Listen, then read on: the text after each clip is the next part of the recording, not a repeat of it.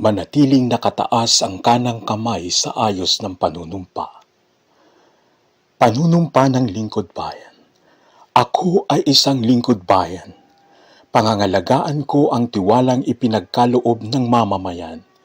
Maglilingkod ako ng may malasakit, katapatan at kahusayan na walang kinikilingan.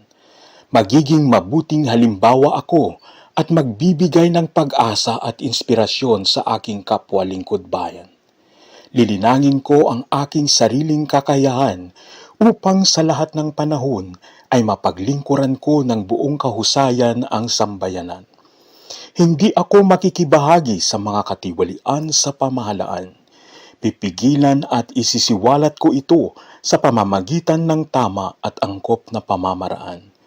Isa sa buhay ko ang isang lingkod bayang makadiyos, makatao, makakalikasan at makabansa. Tutugon ako sa mga hamon ng makabagong panahon tungo sa adhikain ng matatag, maginhawa at panatag na buhay. Sa mga tungkulin at hangaring ito, kasihan nawa ako ng may kapal.